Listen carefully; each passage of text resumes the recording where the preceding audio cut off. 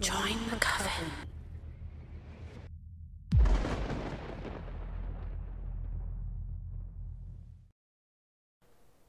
I'm a vampire, and I investigate the supernatural.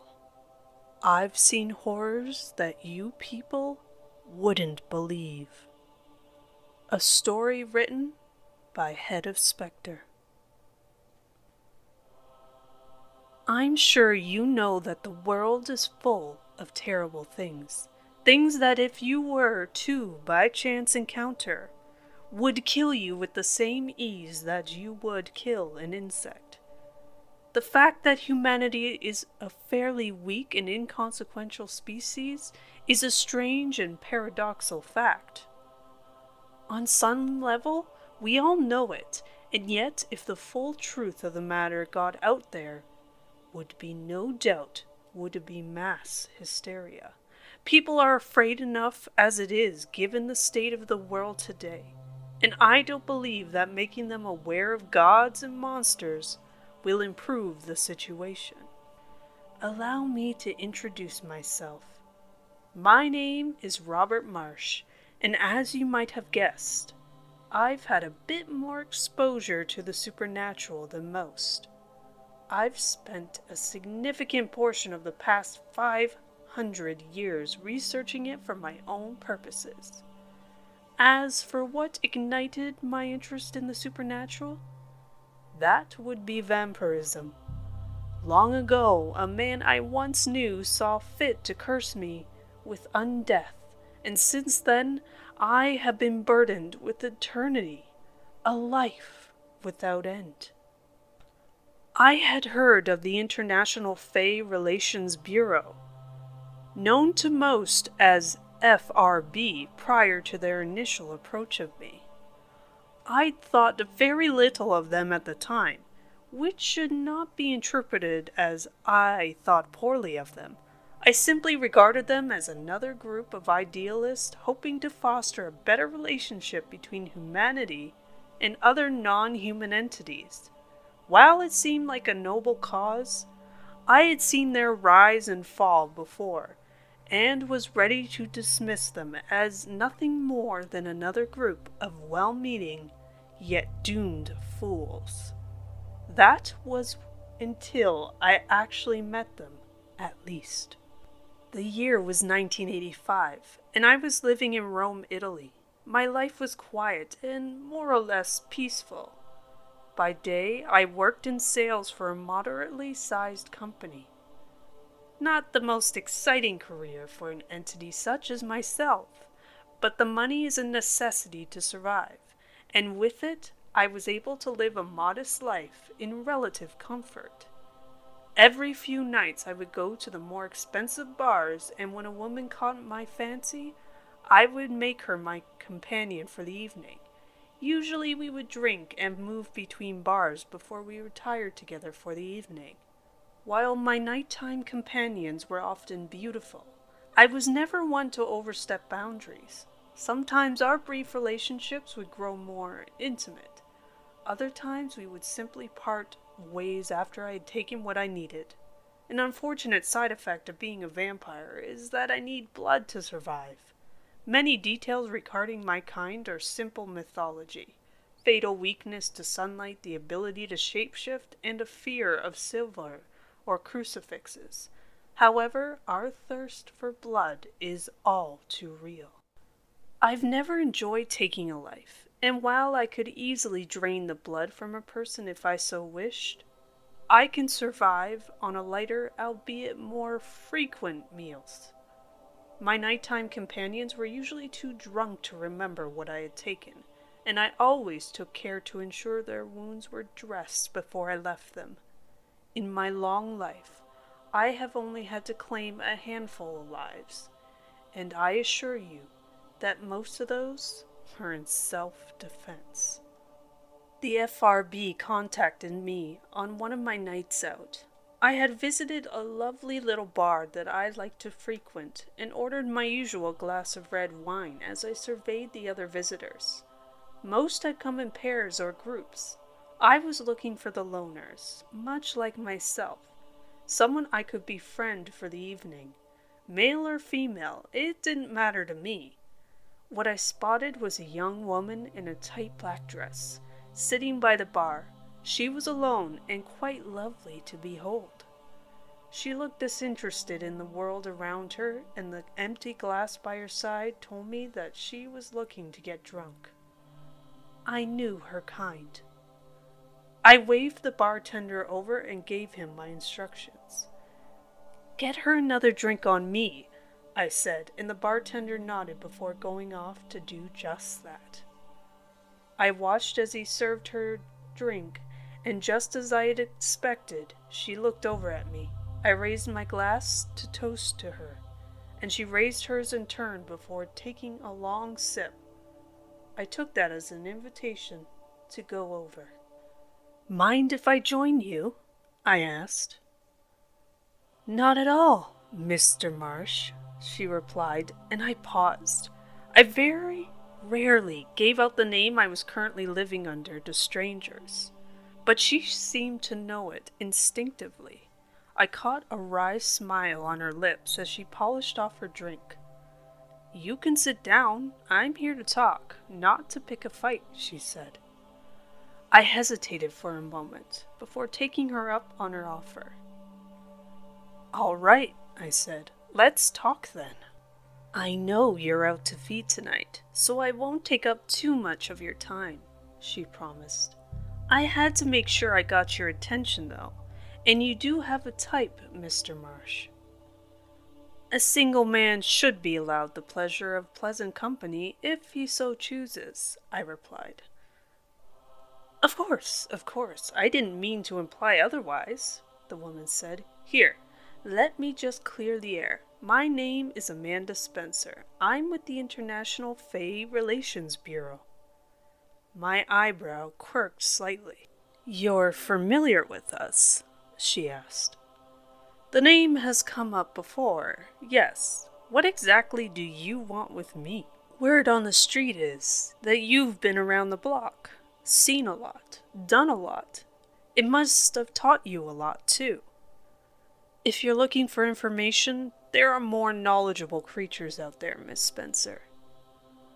"I know. We've even gone so far as to employ some of them. The FRB's interest in you is a little more hands-on. Sitting behind a desk doesn't suit you, Mr. Marsh." "And what exactly is that interest?" "Public safety," she replied. "The FRB is young, but we aren't stupid. Not everything out there wants peace, and there's countless things that just don't give a damn. To that end, they've started to put together a little subdivision. Most of our recruits so far are human, and while they've done well enough, the higher-ups are in agreement that we could use someone a little more familiar with these matters." "So what? You're recruiting me into your secret police?" I scoffed. I took another sip of my wine. "Hardly. The Department of Public Safety is meant to protect people from the things out there that pose a threat. Ghouls, rogue vampires, and sirens. Things that could cause some damage if left unchecked.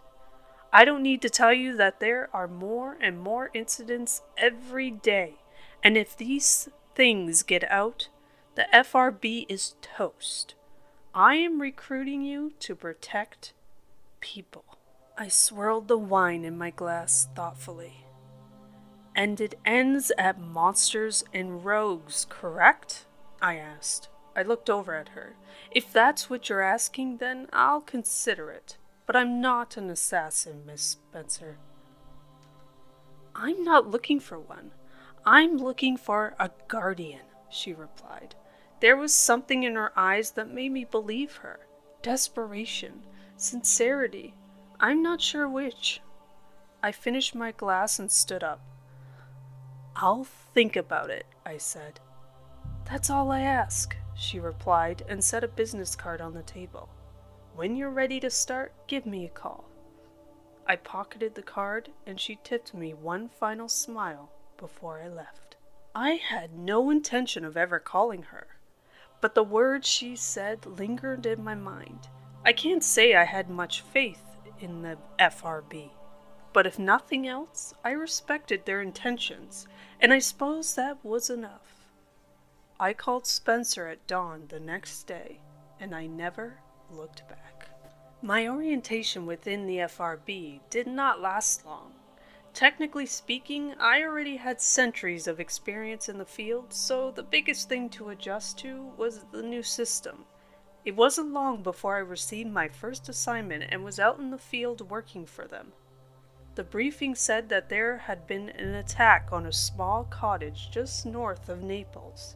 A family had been killed by something that had come out of the woods, presumably a ghoul, judging by the description of the carnage it had inflicted. Ghouls are particularly nasty creatures, stripped of their humanity by inhuman powers. All that remains of them are pale, malformed husks, who only think about their next meal, whatever that may be. They are gruesome creatures who often run afoul of civilization, and the act of killing them is a mercy. I had been instructed to visit a certain restaurant 2 kilometers away from the site of the attack. It was there that I would meet my soon-to-be partner, Gustav Hauser. Gustav was a short and stocky man, although much of his bulk seemed to be muscle. His skin was pale, and his eyes were a cold blue.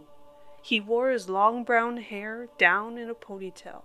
I recognized him on sight as he entered the restaurant, and he seemed to pick me out of the modest lunch crowd immediately. The moment he laid eyes on me, he regarded me with an intensity that made me slightly uneasy. I knew disgust when I saw it, but I pretended to ignore it in favor of at least attempting to begin a proper working relationship. "You're the vampire?" he asked as he sat down across from me. "Just call me Marsh," I replied. "Mr. Hauser, I presume?" "Gustav," he corrected. "I assume you've been briefed?" "I have. Most likely a ghoul attack. I'd assume you'd see a lot of those, correct?" Gustav scoffed.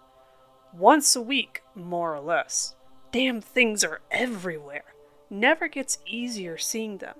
I don't suppose they'd affect you as much, given your condition."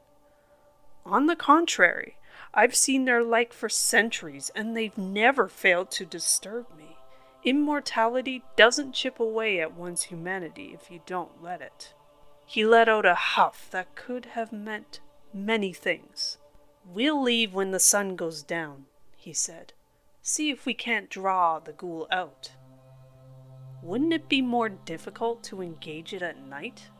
I asked.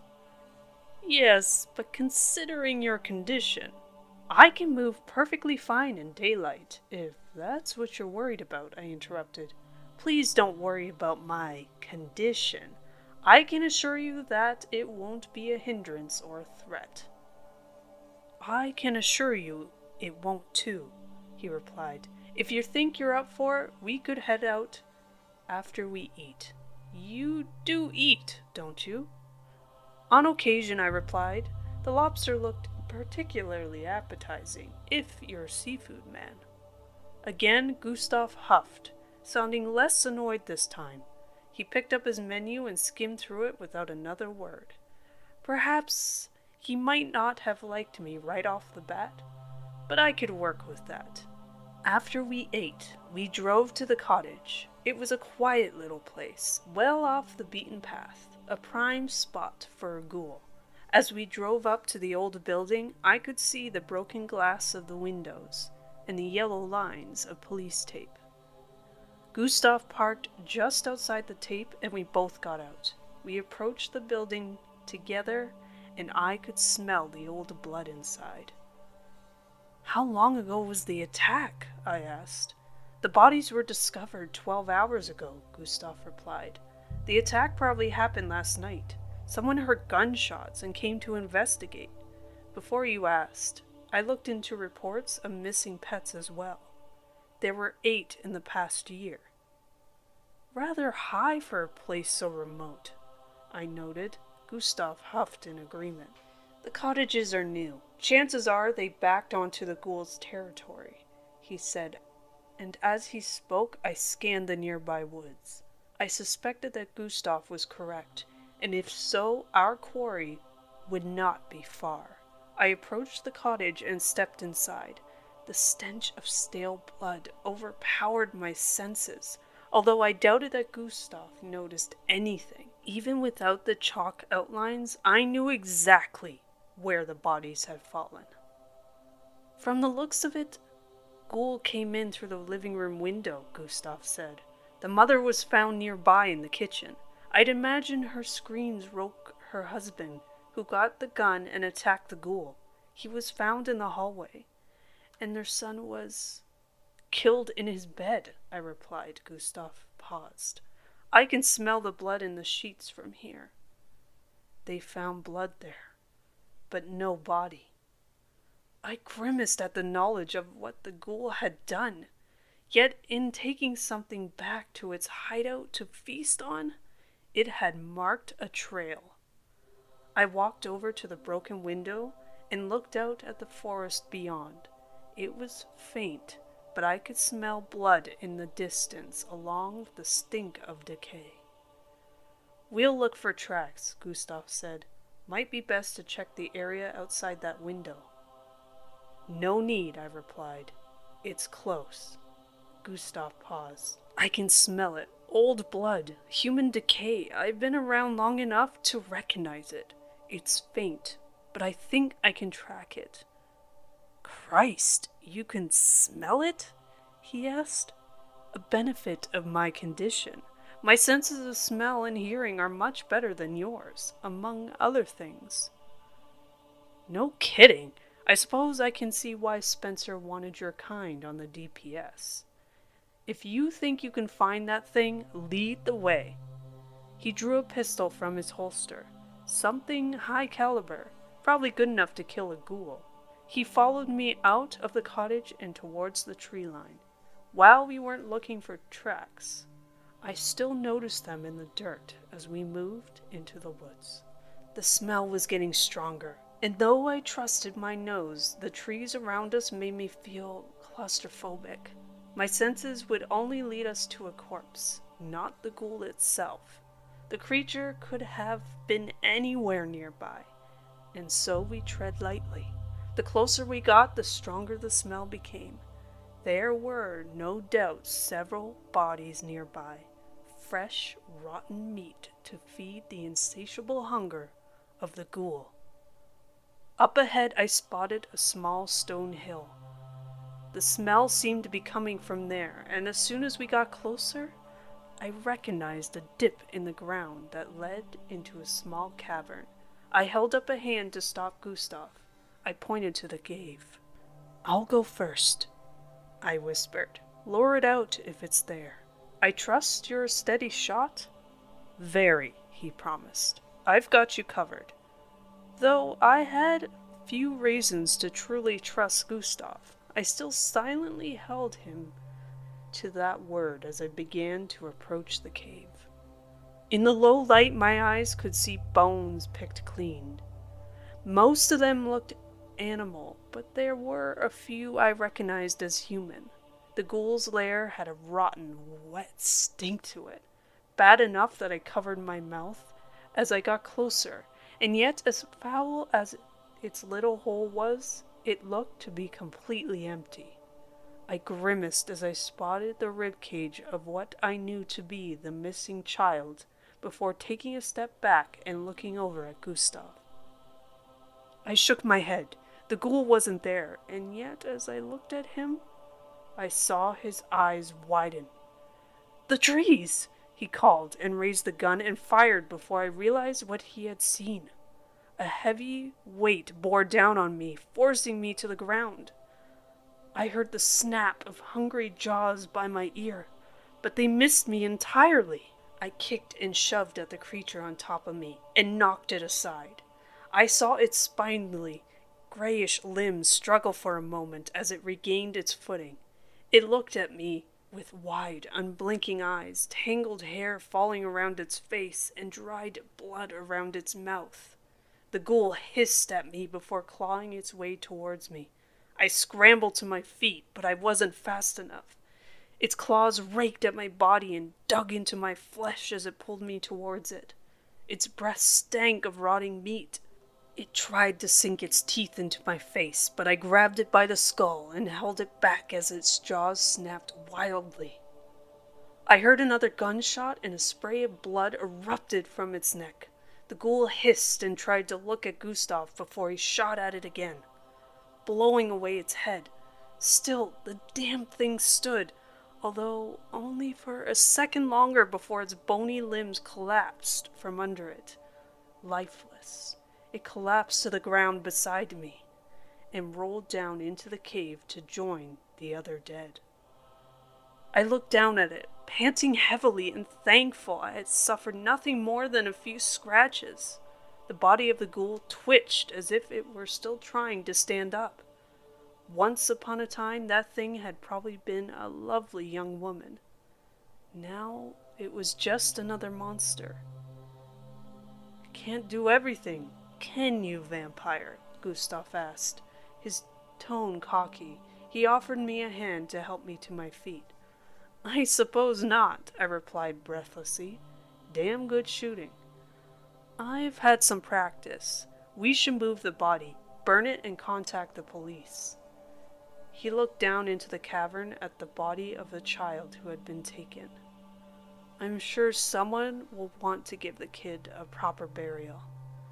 I nodded in response before following Gustav down to collect what was left of the ghoul.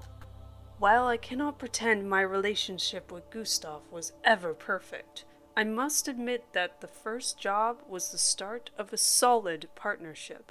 He never did seem to warm to my condition, but over the next 4 years it became easier and easier to trust him with my life. Together he and I put down rogue sirens who chose to overfeed or hunt for sport, groups of deep mermaids who'd grown too aggressive, and countless malevolent fae who sought only to spread chaos for fun. Despite our differences, I came to regard Gustav as a trusted friend, and I'd like to have believed that he'd come to think of me in a similar manner. Perhaps that was what made our final job so difficult. On June 12th, 1989, 2 hikers in the Ukraine were attacked by an unknown entity, something they described as humanoid. Naturally, the FRB investigated the claims and concluded it was likely a ghoul attack, and within 6 hours of the police report, Gustav and I were asked to investigate.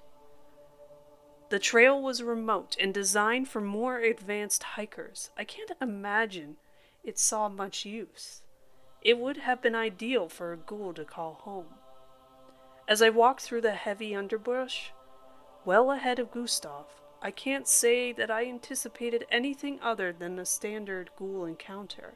I expected to pick up the scent of decay anytime soon, or if we were lucky, perhaps the much fainter wet stink of a ghoul or its lair. I scanned the trees above me, and Gustav had his weapon drawn as we drew nearer to the spot where the attack supposedly happened. "You smell anything?" Gustav asked. "Just the forest," I replied, and paused.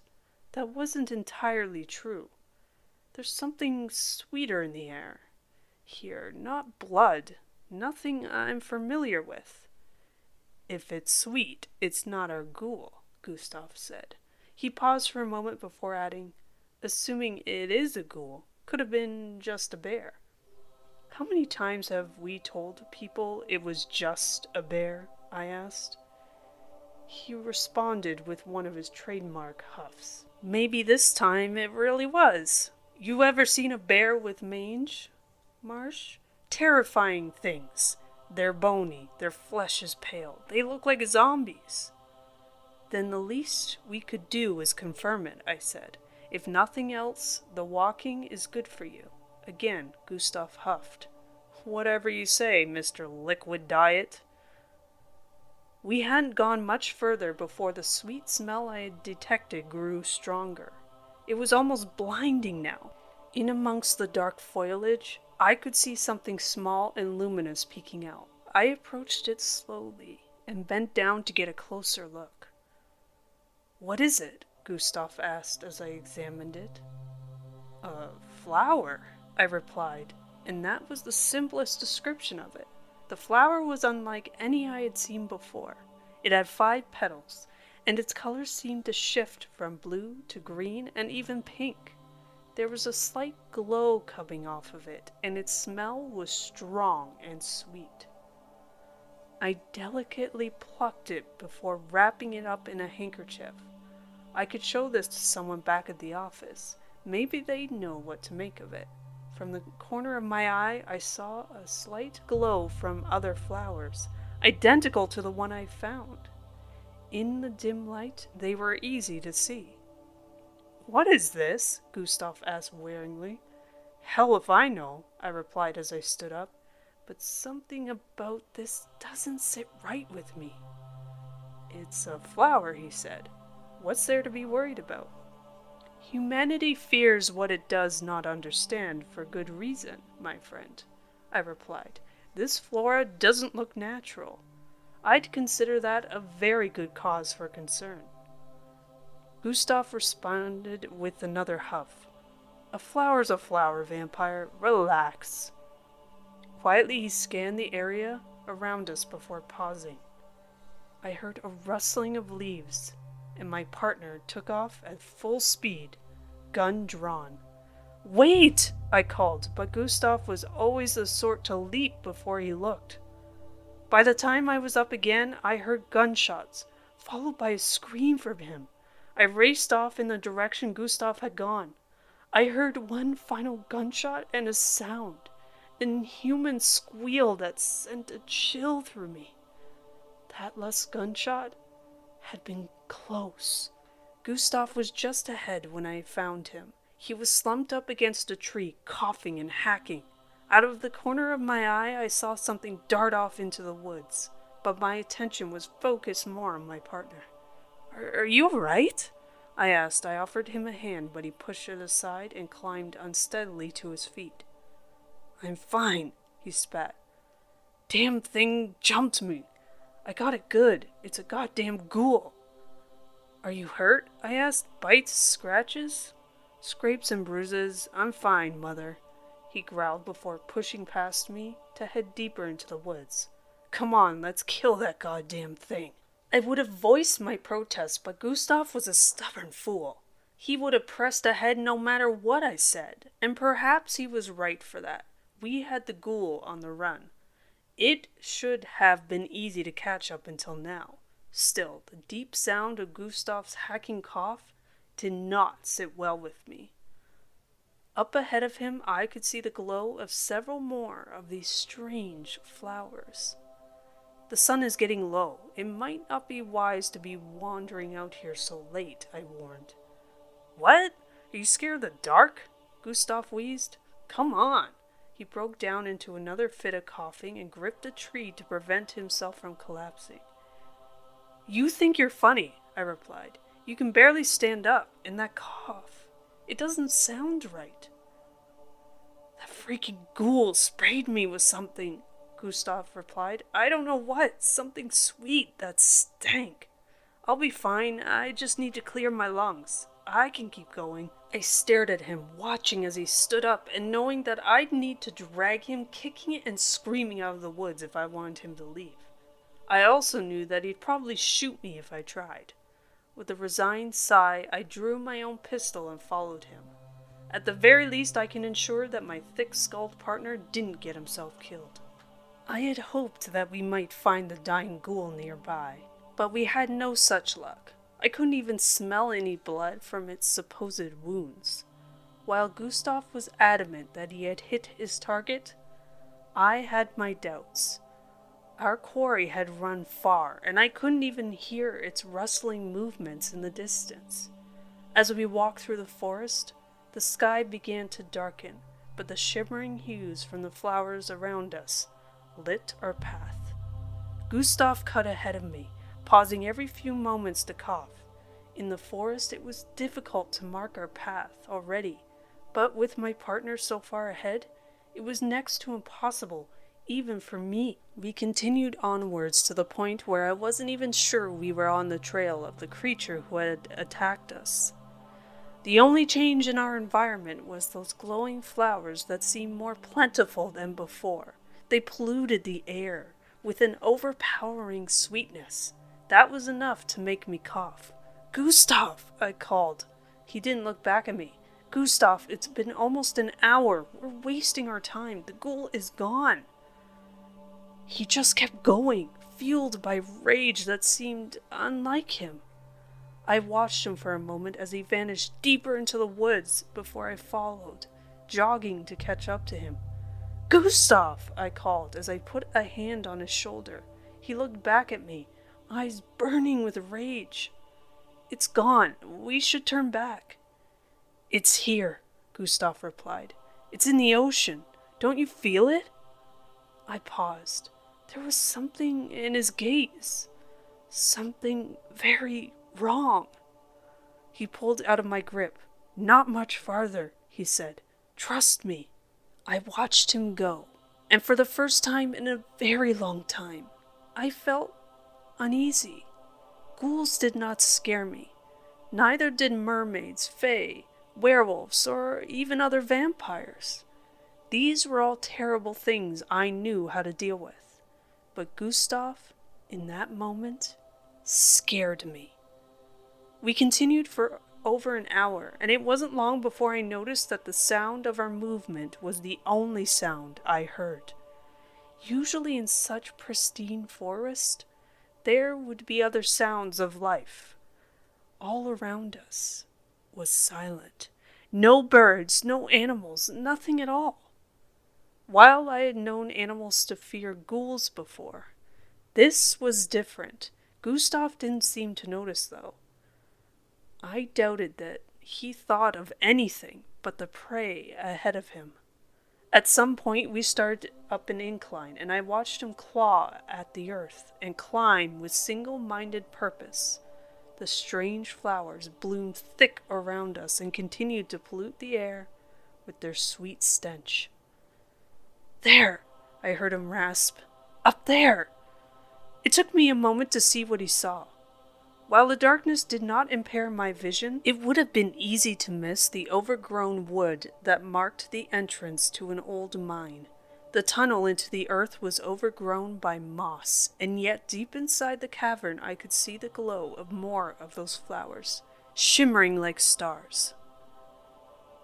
"In there," Gustav rasped, before breaking into another coughing fit.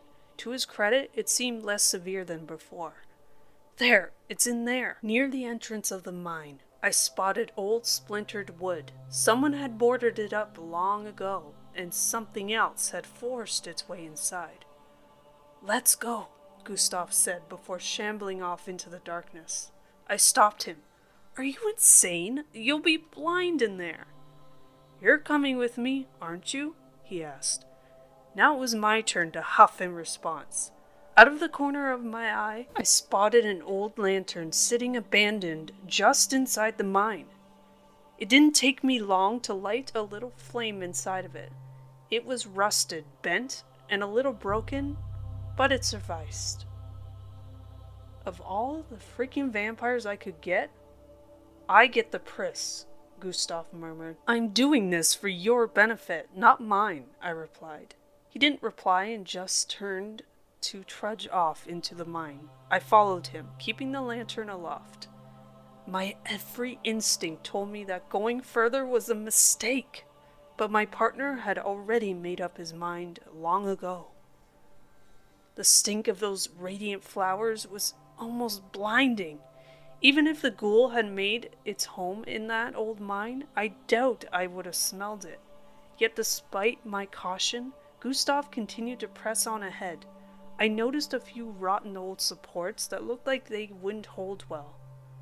I had seen them by the entrance of the mine too. The place looked as if it was ready to collapse any day now. "How exactly do you know where this thing is?" I asked. I just know, he replied.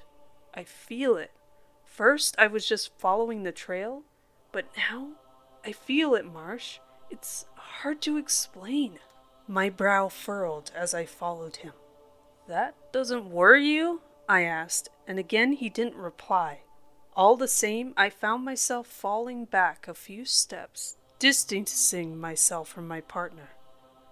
Up ahead I heard a movement, bony limbs shuffling against rock. While I couldn't smell the ghoul, I knew that Gustav's senses had led him to the right place. The luminous flowers around us shimmered in their strange hues. My pace slowed a little bit as I looked forward at Gustav. He kept his gun at the ready, expecting the ghoul to jump out at any moment. From the corner of my eye, I caught movement and heard the sound of claw against stone. I spun around just in time to see a shape retreat into a side branch of the cavern, and I reached for my gun. There! I called, and I didn't wait around for Gustav to come. Instinct took over as I pursued the ghoul and thoughtlessly abandoned my partner.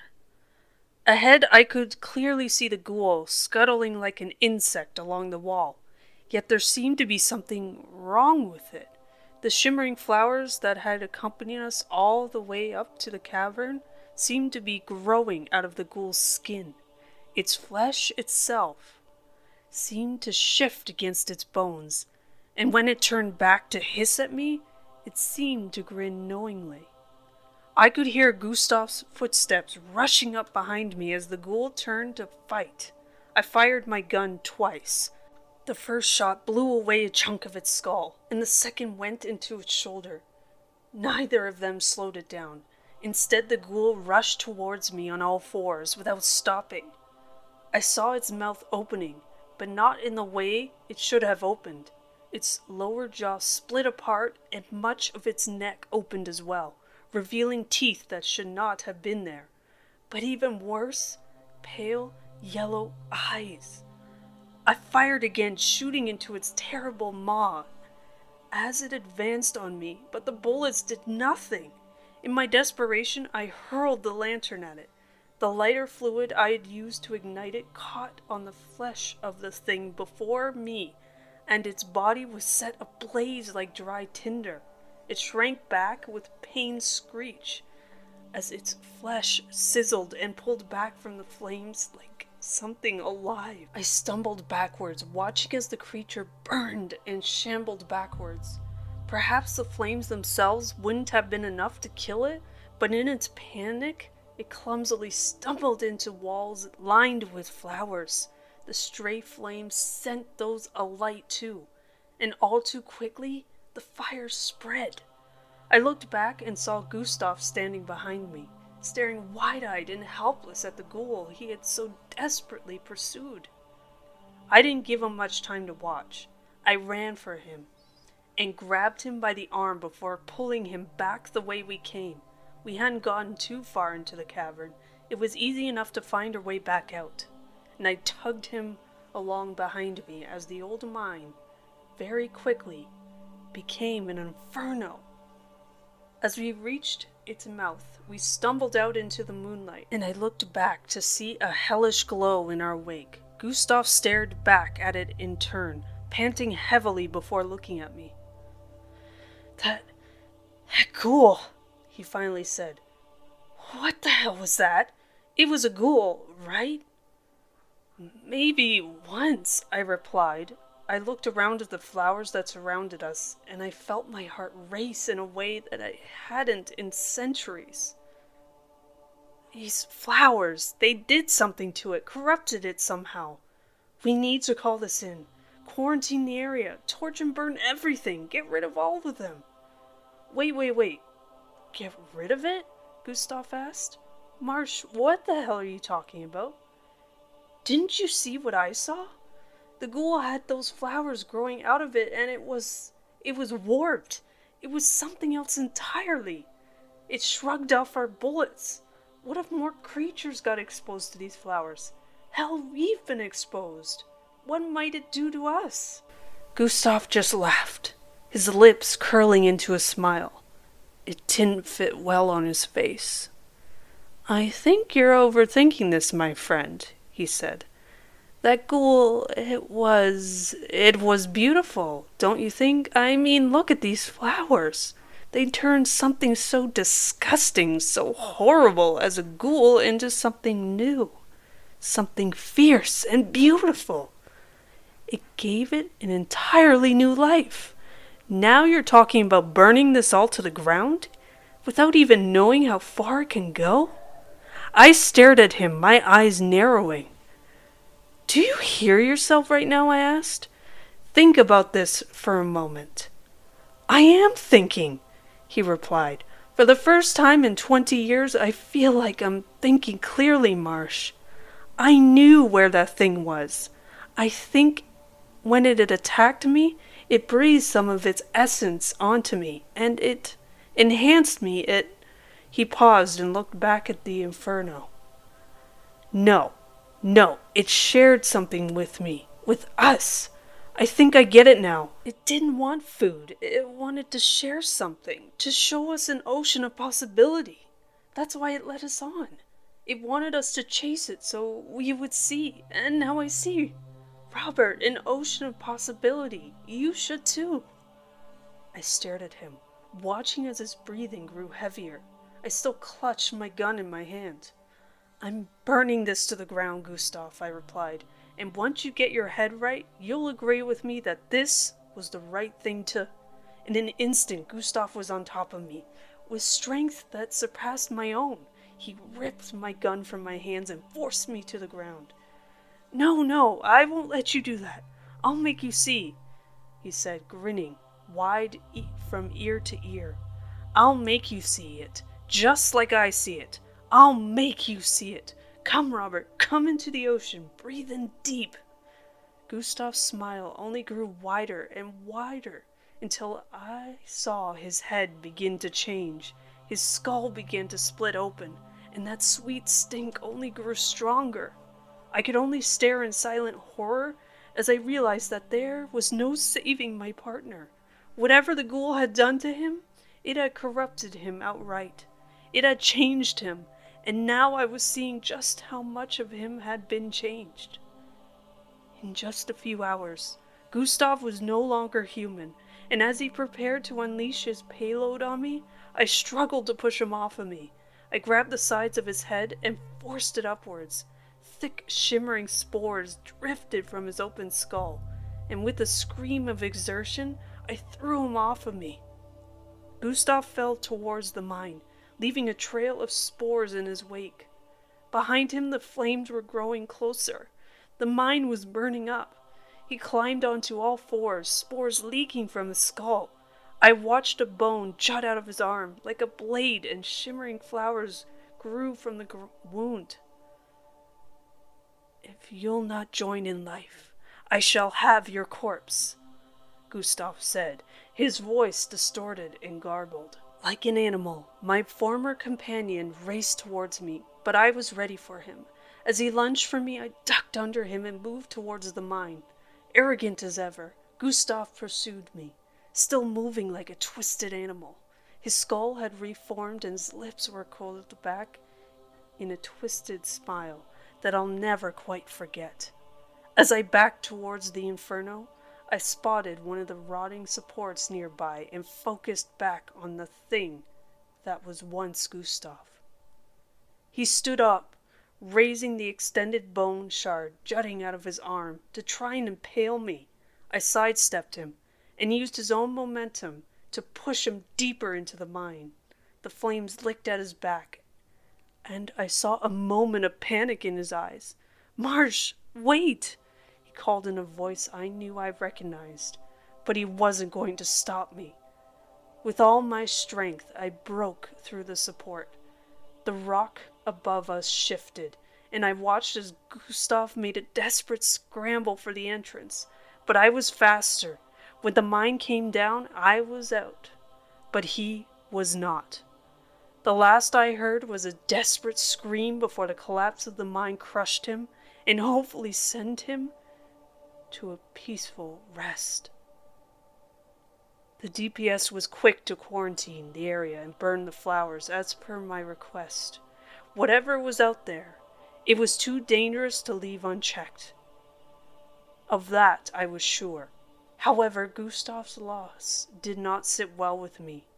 I know that in his final moments he was not himself, and perhaps that bothered me even more than his loss. Either way, I did what I had to do.